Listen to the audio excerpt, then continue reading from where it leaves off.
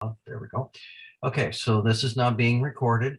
And before I handing it over to Jeff, I do want to let folks know that next week we will be having the presentation from Chris Talazar. She's the media marketing person with Second Harvest. And I don't know if you folks know this or not, but Second Harvest basically has had the most, the busiest year they've ever had to on record, supporting not only those people that they directly serve, but also the other food banks in the entire area. So she's going to be talking a little bit about COVID and what that's done to them and how they're moving forward from all of this. And so you certainly are welcome to come and join that particular thing. But before that, we have a presentation from Jeff and the Care of Creation Committee. And I do have a PDF with a variety of pictures that's involved in that, so that will be shared at a later point. But at this point, I should shut up and let Jeff talk. So Jeff, it's all yours, sir. Okay, thank you very much, Nels. I'd like to begin by expressing some gratitudes. First to Nels and the Adult Education Committee for inviting me to present today. Nels originally asked me to present around early January during Epiphany and to do something on the sense of place in the Epiphany season. I thought, that sounds interesting. And yes, I'd like to do that. But then had a conflict arise and I was unable to do it. So we rescheduled for today. And I appreciate it because, well, I could expand and think about sense of place, Epiphany, and Lent, but it also gave me an opportunity to think through some other materials, namely the devotionals that our fellow members from Midvale Community Lutheran Church have written during this Lenten season. And I've made some startling and meaningful discoveries as I've worked with that material and this topic. So I appreciate that very much. And thank you also to the Care Creation Committee. They were aware of my presentation today and contacted me about sharing the hour in some fashion. And so what I'd like to do is I will take the first 25 minutes and then they will follow up with the last 25 minutes with their presentation, which I'm very much looking forward to. So my plan is I would like to present my material. I hope I can do that in about 20 minutes and then leave 5 minutes for discussion and then have the Care Creation Committee do their piece. So the topic of my presentation today is a sense of place and the pandemic, which I think is fascinating. It's a year ago since I had the privilege of speaking a year ago about faith of forging and firearms, and that was exactly a year ago. And here I am again today with this. So I would like to think, I do need to start with a definition of sense of place. It's a very large umbrella or a big tent concept that is not specific to Christian faith, but something that all people share in common. And I'm going to provide a definition from material, a study that Peter Bakken wrote, and I was on the consulting committee, and we test piloted in about 4 different congregations some years ago, pertaining to a congregation's sense of place where they are located and their community. The definition, sense of place, an awareness and appreciation of the natural and cultural features of one's location. Second, a feeling of personal affection for, attachment to, or identification with that locale. And third, that a disposition to take responsibility for the common good of the local community and the well-being of one's human and non-human neighbors. So that's what I'm working with. I like to think of it, those transparencies that we used to see, overheads. And when we think of sense of place, I think what first comes to mind is a geographical location. And that's true. Sometimes those are natural geographical locations, often defined by the geography. We have glaciated or unglaciated. We have rivers to divide between Minnesota, Iowa, and Wisconsin. We have the Great Lakes to the east. We have political boundaries as well, between Beloit and South Beloit in Illinois. So think of the transparency with overlays that can be political, they can be ethnic. If we look at the history of Wisconsin, ethnic groups that held ethnicity in common tended to settle around the same areas. And then we have the cultural transparency.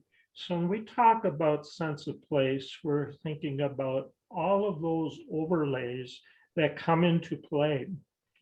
Now, the question then is, what does sense of place have to do with Christian faith? And there again, I think there are a number of factors involved. One is that in creation, God placed Adam and Eve in a particular place in the world and in the garden. And then also we recognize that is in a place that we receive the outpouring of the gifts of God. And also then in our place, we have vocations or calling to serve the common good, to serve our neighbor, and to respond to the situation as Christ would respond in those situations. Also, sense of place, if we pay attention to the biblical narrative from Genesis through Revelation, what happens is place-based. And if we start really thinking about place through our Christian faith and studying scripture through the lens of place, we pay attention to places where Jesus was. It's not insignificant that the Magi traveled to Jerusalem and said, hey, where's the newborn king? And turns out they followed the star to an obscure town called Bethlehem. And think about the contrast of place, Jerusalem, as being the seat of power, where all the bigwigs lived, the religious, political elites. And here we have in Bethlehem. Also, not to be lost in significance is the fact that it was the city of David. And so we're already being introduced to a narrative that is, I would call it subversive, a subversion, different from the dominant narrative of the culture. So so those are some background thoughts about sense of place. I would like that now to turn our attention to sense of place and the pandemic as we've experienced it through the devotional writings of our fellow members. as I've worked through this, I've probably read each devotional now 3 or 4, maybe more times. And I have to say, when I first became a part of Midvale and read the devotions, I thought, I don't think these are all that great. But as time has gone on, I've really grown to appreciate them. I appreciate them, I think, more every year. And I think there's some factors involved with that is I have now a relationship with the authors, and they've endeared themselves to me.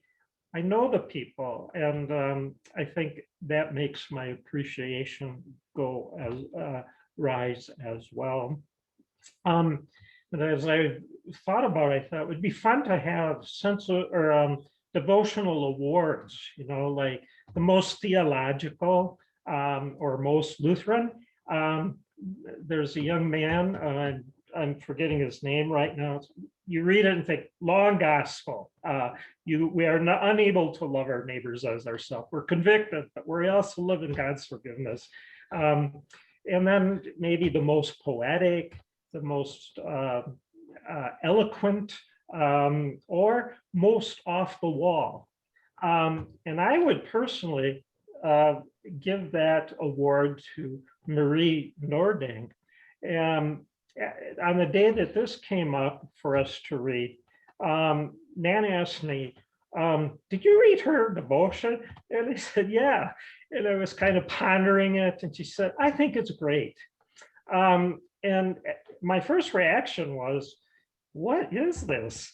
And as I continued to dwell upon, I think this really is profound. So Marie uses 2 texts, and I'm going to just quote the second one from Galatians, where Paul wrote, I have been crucified with Christ. It is no longer I who live, but Christ who lives within me. And Marie, I'm going to quote a couple sentences from her devotion. I have an outrageous thing to think. What if when Jesus came to earth and said, may all be one? Oh, sorry, skip that. So what would mean that I'm God dressed in a Marie suit, playing the part of a mother, teacher, wife, friend, sister, daughter, neighbor, student? There are John's suits and Sarah's suits and Laura's suits and Brad's suits, all tailored to fit. Now, the reason I bring this to our attention is that she is speaking here of God's embodiment in our brothers and sisters in Christ. And to me, it points back to the fact that we're able to see that and say that because God was embodied in Jesus in Bethlehem.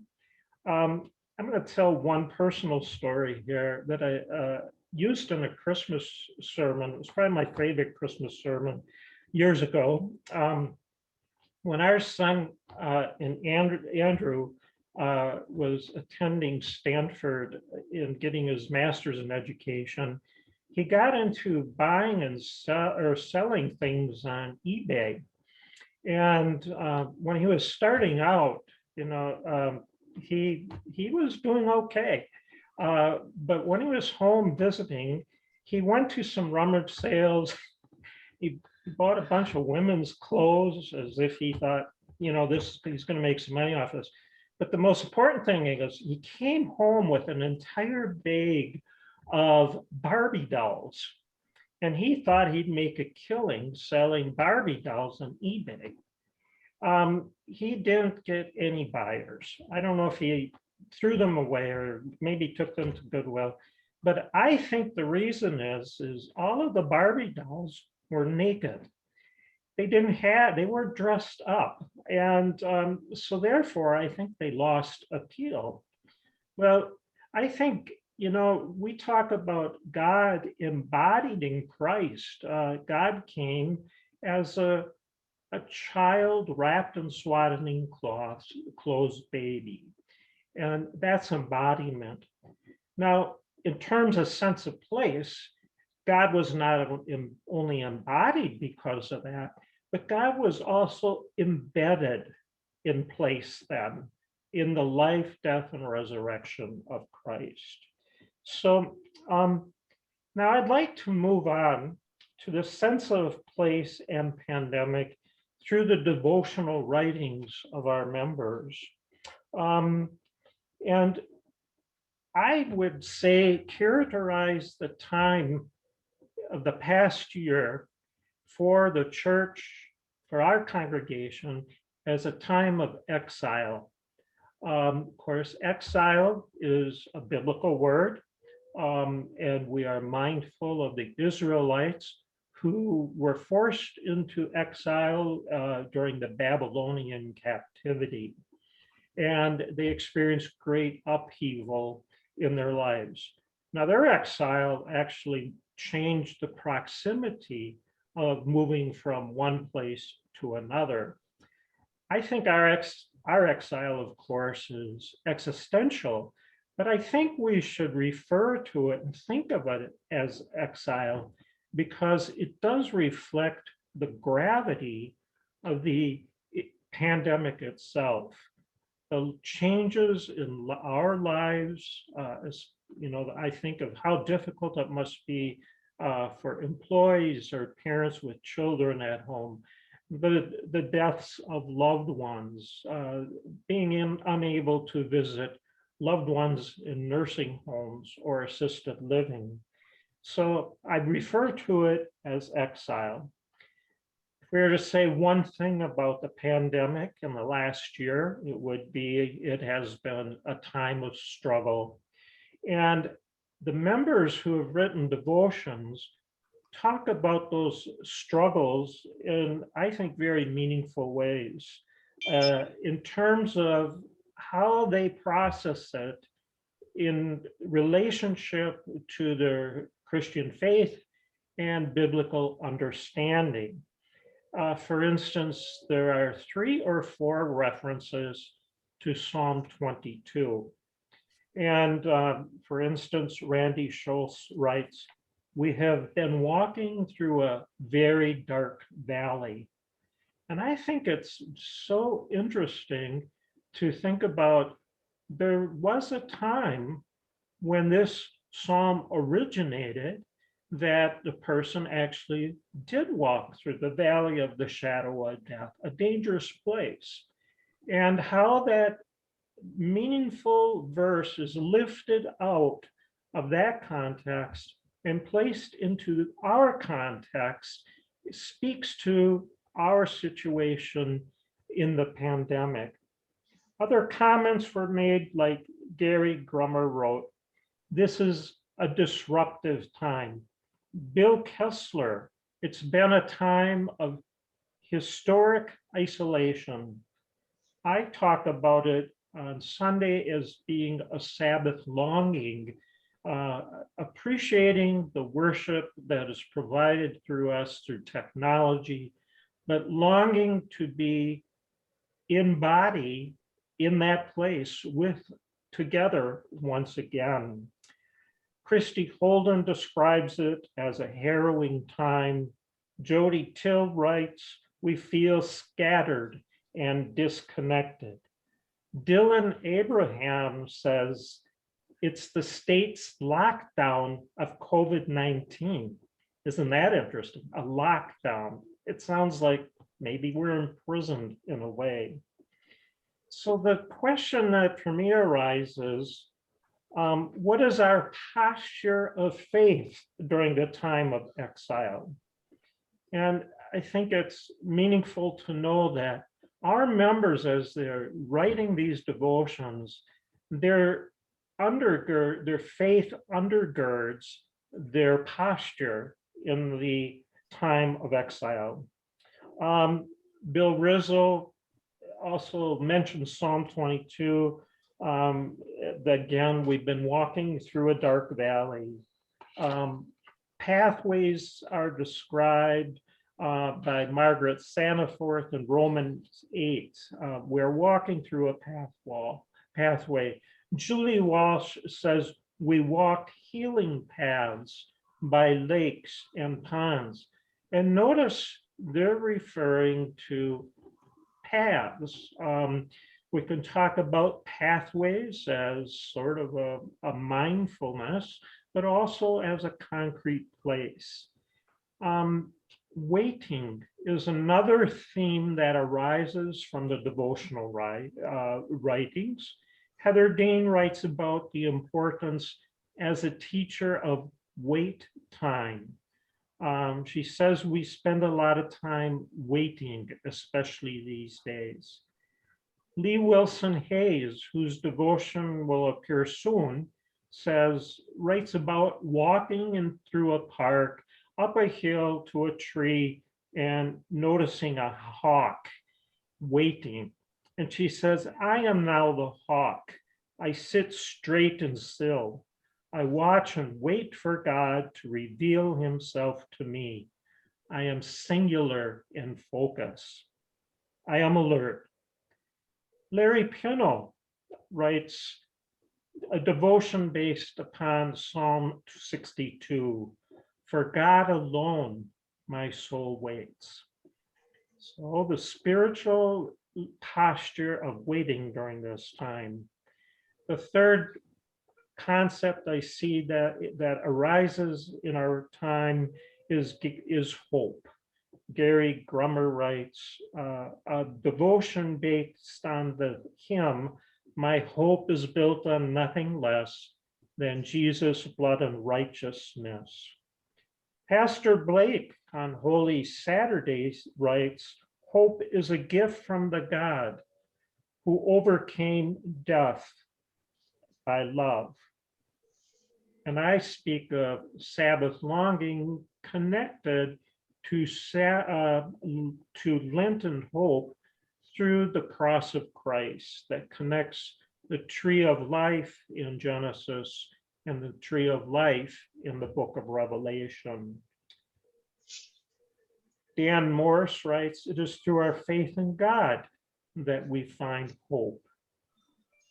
What I find startling is the interplay of scripture shaped consciousness or our biblical awareness or literacy and the imagination of how that comes forth in our own places. I think we apply scripture to magnify God's presence in creation, which I think we'll see from the slides that the committee will be sharing in a few minutes. Another thing that originates or arises out of that understanding of the interplay of place and scripture is the concept of home. Nels, you wrote a very fascinating devotion about what home has come to me to you, that Midvale is your faith home. And I think that's a wonderful insight, but also how you didn't feel at home moving around in various communities and the lack of acceptance that took place. So maybe we need to think about ourselves as homemakers in the world. And what does it mean? And there's biblical materials that we can draw upon in terms of hospitality, of welcoming the stranger. So I want to turn now to, the posture of living in the exile, and then just mention that we might be thinking about what does it mean then to move toward a post-exilic kind of stance or a post-exilic orientation when, as we move toward the reentry, the coming together again for worship. A year ago today, Pastor Blake, I remember, the reason I'm quoting this, I remember it, that he commented, we may be wondering and hoping that things will return to normal very soon. And he challenged that notion and said that there will not be a return to normal. So we're thinking about and anticipating not a return to normalcy, but a new orientation in a post-exilic era. So my suggestion from here would be that the reentry task force, our leaders, all of us, that we could put our minds together and think about what a post-exilic entry would be. And I would lift up especially the biblical books of Ezra and Nehemiah. They're in the Bible. And keep in mind that this is the Israelites were forced into exile the year 586, I think. And then about 40 years later, when the Assyrians conquered the Babylonians, the Israelites were able to return to Israel, and they did not return to Israel as it was. They were dealing with, first of all, neighbors who had been transplanted there, moved around as well. Some people who were able to stay through that time of exile. And so they were dealing with all kinds of tensions of settling back into their homeland of Israel. And most notably, the destruction of the temple and the rebuilding of it, and the walls were crumbling, and the rebuilding of the walls. But my challenge that I accept for myself and to all of us is to probe those texts and look at what might be different between then and now, but also what might be of value to us in Ezra and Nehemiah. So just one simple suggestion. They both include genealogies, like who returned, long genealogy lists. And I was thinking, yeah, we need to identify who we are again, because I have to admit that I'm kind of worried about returning and not remembering faces, but not names. So one thing that we got to do, I think, is wear name tags, not just on the first Sunday, but maybe for some weeks ahead. So having said that, I would open it up for some minutes of discussion. It's 10 o'clock. I'm proud of myself that I whittled all this down and did it in 20 minutes, because I could go for hours on this topic of sense of place and my work in the area. So, your questions, please. Comments?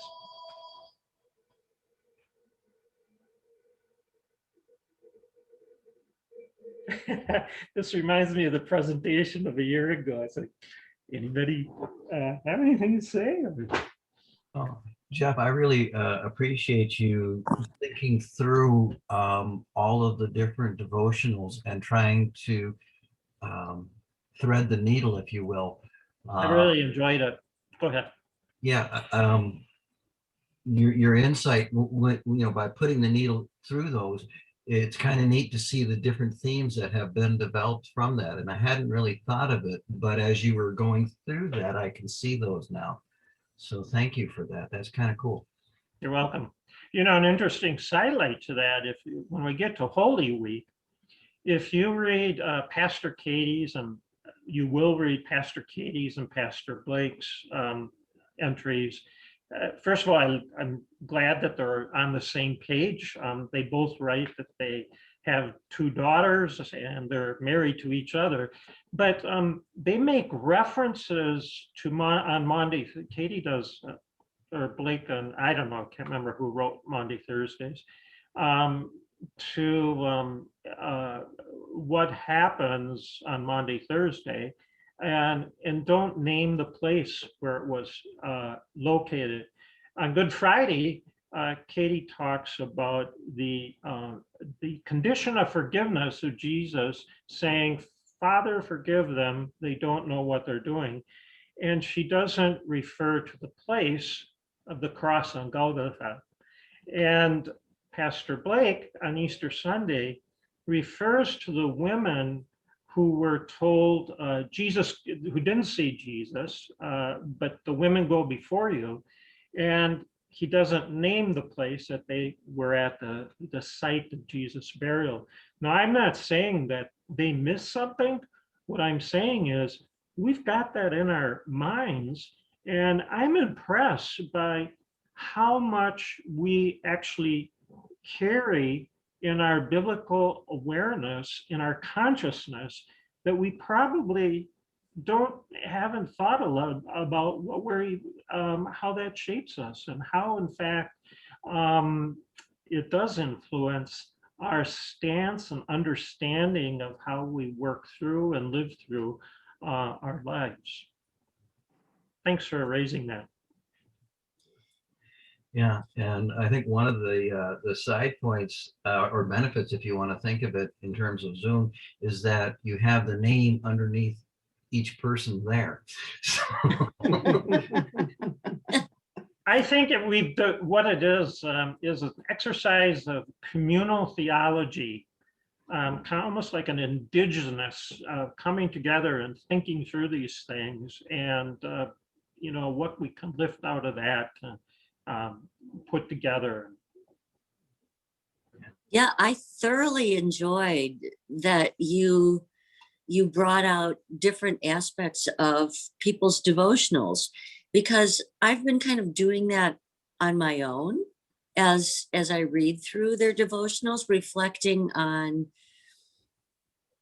their interpretations and how it jives with my own and others that I'm reading concurrently or that I have in the past. So it's interesting to hear you bringing them together. I love it. It's it makes for a really interesting discussion in this format. I really appreciate it. And what really struck me, the sort of little takeaway that I got, was from Marie's, when she talked about the embodiment of Christ, because it's been sort of this recurring theme that was coming to me even before Lent, about the embodiment of Christ and the embodiment of spirit in all of us, and recognizing that in others, not just in ourselves, but recognizing it in others, and showing, and as a result, showing more compassion for others, that they are really just spirit in human skin.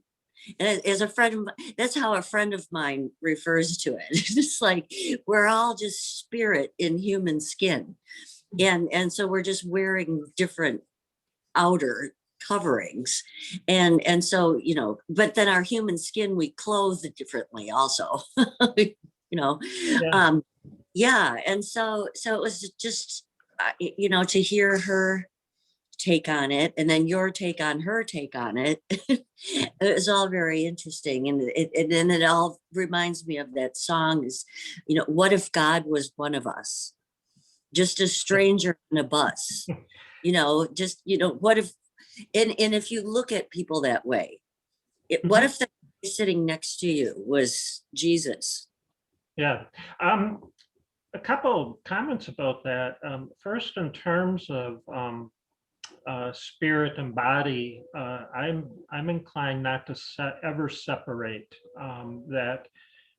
When we're talking about God embodying Christ, we mean flesh and spirit, and there's no separation between them.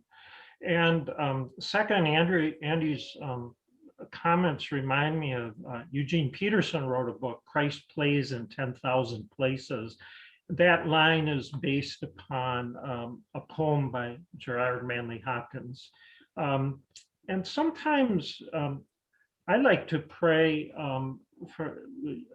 to Christ and think, Lord, I would like to live my life as if you lived my life in the same way as if you were to live my life. And I think that's a part about the work of the Holy Spirit in our lives, with the daily dying to sin and rising to new life, and having the mind of Christ that dwells within us. Having said all of that, I want to be quick to add, now here's my Lutheran understanding of our personhood is we're also always sinners. So we don't want to be too quick to say that we embody Christ in all the fullness of Christ's being, but we're here again, we're on a journey from cradle to grave and past the grave to the resurrection. I think it's time to turn this over. I think we need to move on, Nels, right? Yeah, well, no, I actually, are we running out of time? It actually you just actually summed it up perfectly, in that we are just like Christ, in that we are spirit and flesh combined, because we are sinner and flesh. Yeah, we got the two natures at work there. Yeah, we have the two nature. Yeah. Yeah. Okay. Well, thank you for your attention, everybody, and giving me the opportunity to prepare this, and for your willingness to participate. Now I turn it over, I think, to Andrew Hansen. Hey, good morning, everyone. I'm Andrew, and I'm on the Care for Creation course with several other wonderful congregation members. And Jeff was kind enough, and we wanted to express our gratitude to him, to allow us to have a few minutes with you this morning to talk about a sense of place, and to, for lack of a better term, piggyback on to his talk. And so the reason Jeff was able and was so kind to condense his talk was to make a little bit of time available to us. And what we would like to do is reflect for a minute on some of Jeff's words, particularly at the beginning of his talk about sense of place, and share with you some of the places that are meaningful to us, and hopefully inspire you all, or inspire some discussion to think about all the places that are meaningful to you, where those places might meet the definition of a sense of place that Jeff expressed, of connection, spirituality, and service. And so, frankly, this is a little bit slideshow, where we're going to show you some really cool pictures that we had fun putting together, and share with you a little bit of our experiences that are reflected in those pictures and what they mean to us, and hopefully leave a little bit of time for discussion for other folks to share maybe geographic places, or maybe even other places, spiritual places that just mean a lot to them and give them a sense of deep connection and service. And the other thing I'll just say is, the other reason we thought about doing this is because it has been a long, long winter. And at our last Care for Creation Task Force meeting, that I think happened in February, that was during the polar vortex. And we were all thinking, when are we going to get out of this state of exile, as Jeff put it? When are we going to be able to be outside again, be together again? And wouldn't it be nice to stop and just kind of daydream about that for a few minutes with everyone, so we can all get excited about both getting outside and eventually getting together again. So with that, I think Nels is going to share his screen and is kind enough to advance the slides for everybody. And I think we're going to start with Carolyn, who will share some thoughts and ideas from the photos that she's got. Sound good? Sounds good. Thanks, Andrew. My sense of place is most strong at our lake in northern Wisconsin, where we purchased a cabin over 40 years ago.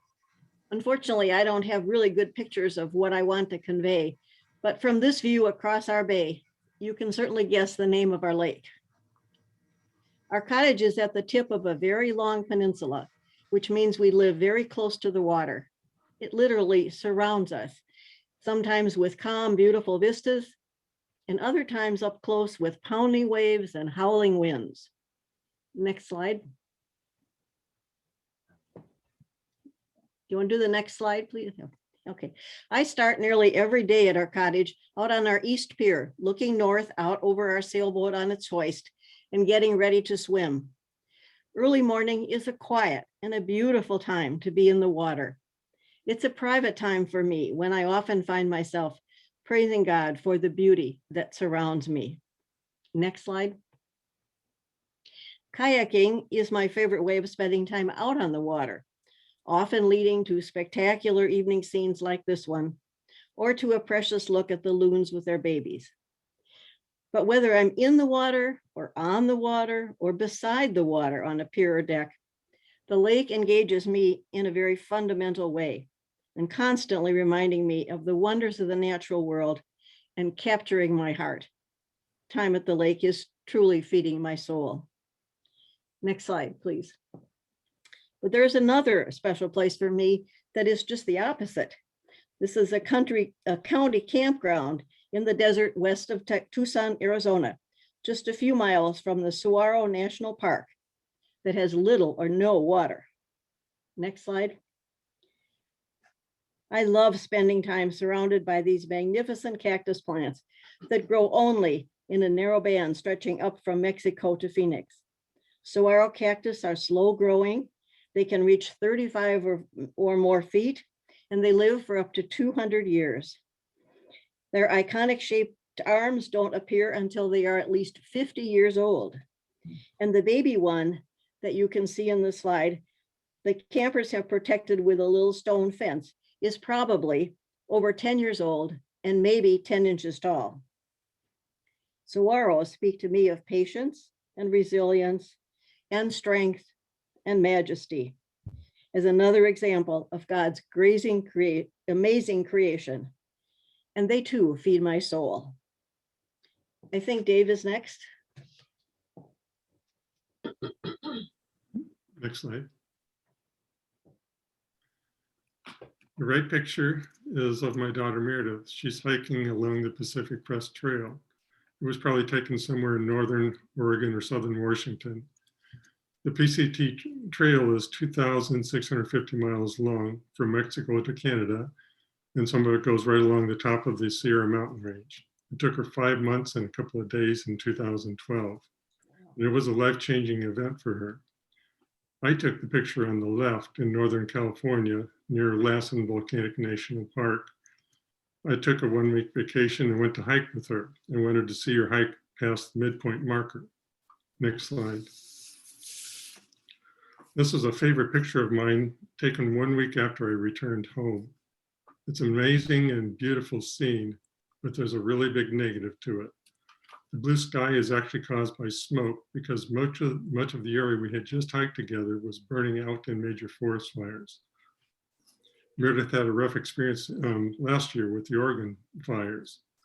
The point is the Western drought is growing worse every year and is caused by global warming. Next slide. So this is my backyard near the Arboretum entrance. In my retirement, I've become a landscape architect in my own backyard. The left picture shows the slopes that I've had to conquer. There are 2 patios at the top of my hill that I have built. I've carried all the stone up 3 flights of steps and done all the work. I've used xeriscaping techniques to stop erosion and used natural plants, all for water efficiency. My career was in managing energy and water efficiency programs, so I'm well experienced in all those. The patios have a layer of river rock beneath, and water soaks in through permeable setup and almost never runs over the patio. If it does, there are layers of terrace that catch water and let it soak in. I have terraces all in front of my house also, and I've done things like my gutter drains run into French drains, into dry wells, all to let water soak in. And so that's kind of what I do to in response to in retirement to take care of giving examples of how to do energy efficiency and water efficiency. I'm done. The next person. Yeah, I'm ready. So Nels, you can advance the slides. Yeah. So one of the life-changing experiences my wife and I had was when we took a trip to Washington State and the Olympic National Forest. So this particular picture is called the Hoh Rainforest. And you can look it up on the web and get a sense of it. And I took this, and one thing this picture doesn't express are the smells and a sense of moisture in the air. It's just, was just really a sense of place, and how God could create a Garden of Eden like this. That's what it felt like. It was just, nature was growing all around us. And it just was a really overwhelming experience that I think everybody should experience once in their life. So visit a rainforest and see what it's like. So next slide.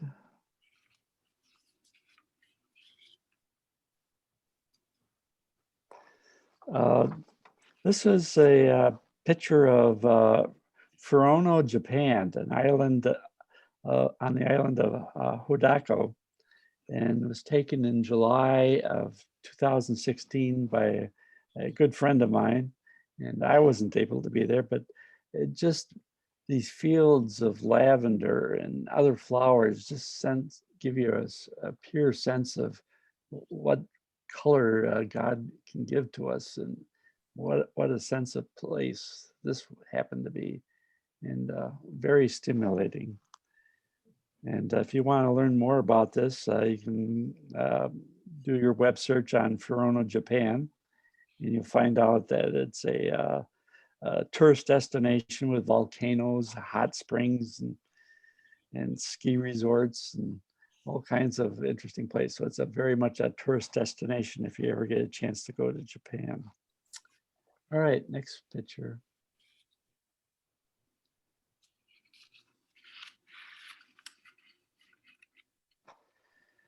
This is the Hope Farm Conservatory just outside of Middleton. And back in August of 2017, they were allowing the public to come visit it.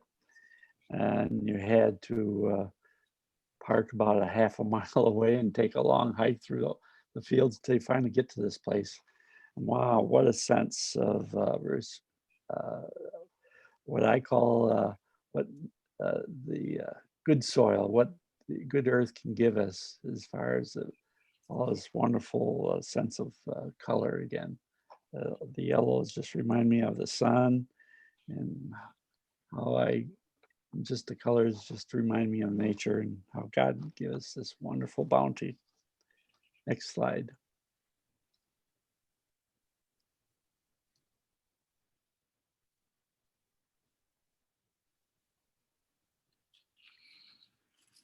Next slide, Hans. Nels. I believe it's there. It's the winter scene. Yes, yes. So this is kind of the opposite. This picture is somewhere in Wisconsin. I didn't take this picture, but a friend of my wife's took this picture, and boy, it just gives you a sense of the crispness of the air of a new fall and snow, and the quiet out in the forest. And it just reminds me of the peace and quiet that the winter can bring. And just kind of reminds me that, yes, this is a wonderful sense of place, and that we need quiet and peace before the change into spring. So that was kind of my experience and thoughts about this picture. So the next slide is someone, I believe it's... So I wasn't sure if Susie was able to join us this morning. Susie, are you on? I didn't see her sign in. Yeah, okay. Well, I do have a couple of notes from Susie on her pictures. So this looks to be a wetland or a pond in Jefferson, Maryland that is special to Susie. And if you could advance to the next slide. This is, I believe, Pictured Rocks in the UP. Some of us on the call here have probably been up there and maybe even stood in this very spot, looking down on the glacial rebound from that created the cliffs on Lake Superior. It's a pretty amazing place. Next slide.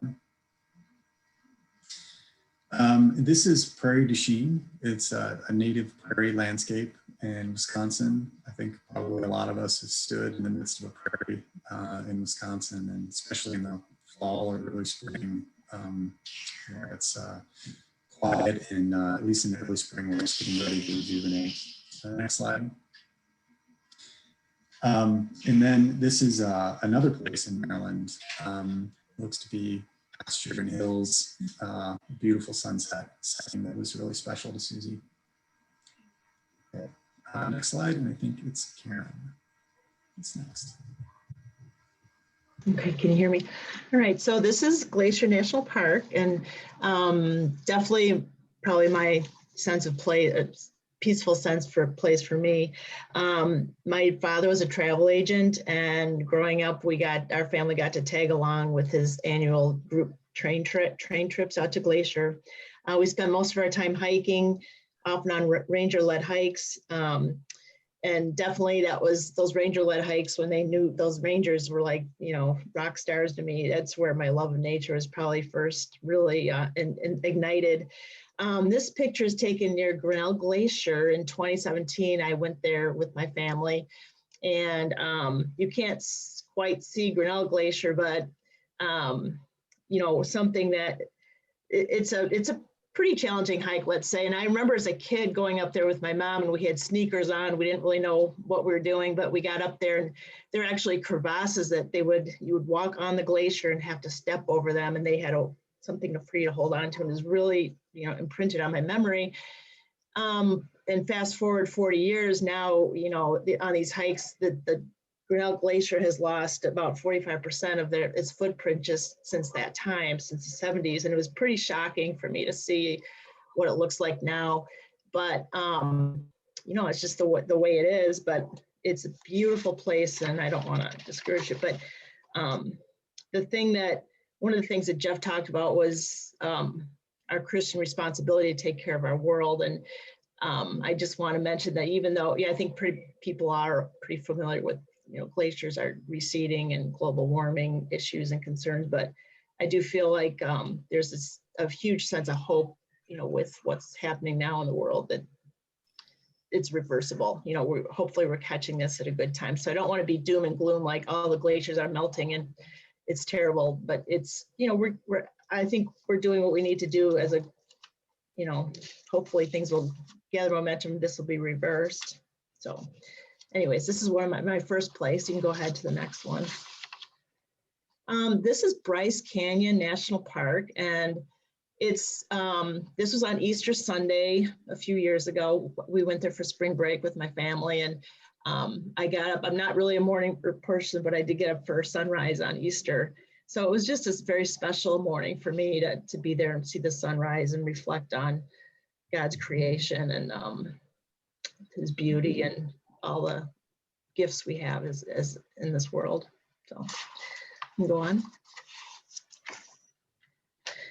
This is my local sense of place. I call this my special tree. A few years ago, I heard a story on NPR about a photographer who started photographing a tree that he had been driving by every day for years and really didn't notice it. But then one day he took a picture, and he decided to take a picture a day.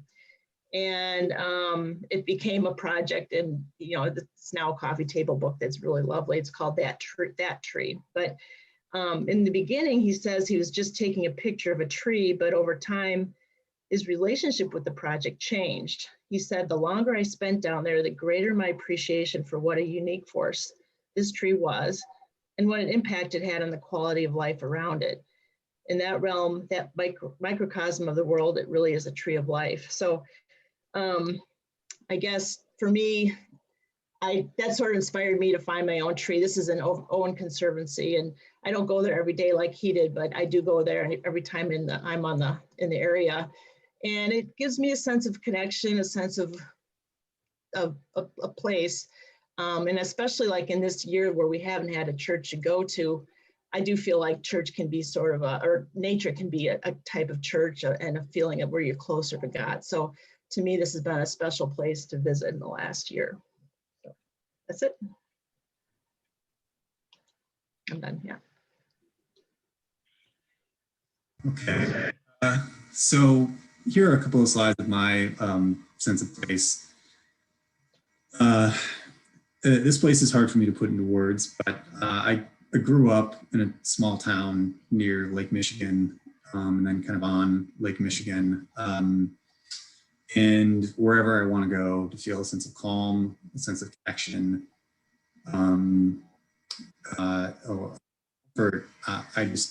All I need to do is stand on the beach and stare at the water. Or if it's the right time of year, literally dive into the water and go for a swim. It's one of my favorite places on earth. And I feel like I've been blessed and lucky to have traveled a good bit, but I keep finding myself coming back to this. That's where I feel the happiest. And you can kind of see my two children, and Rhett there in the picture to give you a sense of scale of these dunes. And I want very much for them to feel that same sense of connection to Lake Michigan, to the sand between their toes. And for anyone who's asking, this is actually in Michigan, about, I guess, 4 hours off the coast on the shore of Lake Michigan. And there are dunes on the other side too, like with Kohler Andre. One of the issues I did want to point out though is that I think we are at record high lake levels in the Great Lakes right now, partly owing to the record high rainfall that has occurred in the upper Midwest over 2020. I think NOAA and other experts expected lake levels to perhaps recede. They haven't really receded, and that has caused significant erosion on both sides of the lake, to the point where I read this morning that there's some concern that Kohler Andre, those dunes could be gone within 5 years without protective measures to prevent erosion, which is very dramatic. And I also read somewhere that the lake levels are so high, what they're trying to do on the St. Lawrence Seaway is open up the dams that exist on the St. Lawrence Seaway to try to lower lake levels as much as they can. And someone likened that to emptying 5 large bathtubs through a straw, and that it has not made a material impact.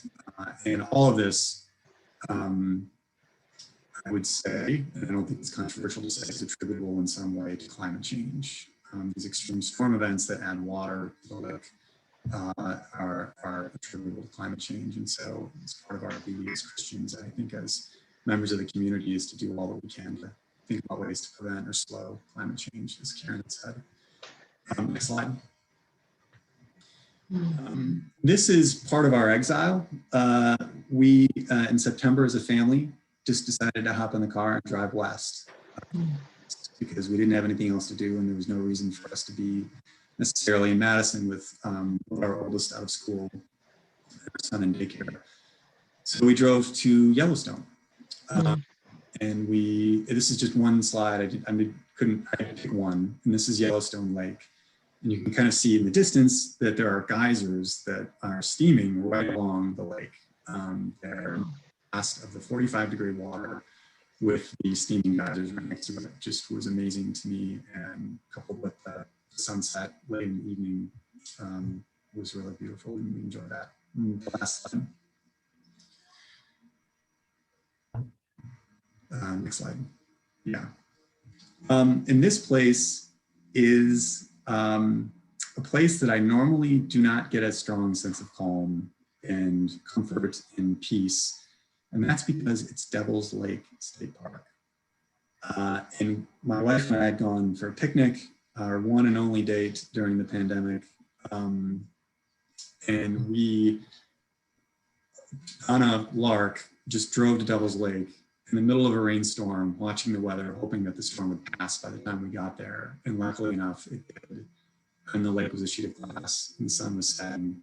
It was a wonderful place. This is one of the most visited state parks in Wisconsin. It's normally completely packed. And we were lucky to have a few moments of the place to ourselves. And we felt grateful and lucky for that. And I think that is the last slide. And I realized we used most of our time, but we also wanted to make this available for any discussion for folks who want to share anything about Jeff's talk or anything about the discussion that the Care for Creation Task Force offered. So thank you.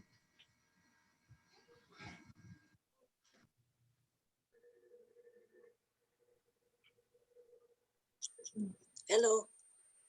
Just wanted to share very beautiful and moving to see where people have traveled and what brought them closer to the universe and their sense of God or themselves, and grounded in that space and valuing that space and all that might mean. Thank you.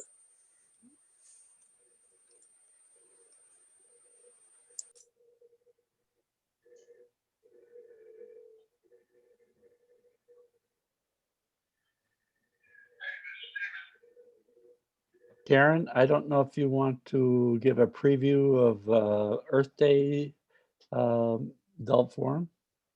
Sure.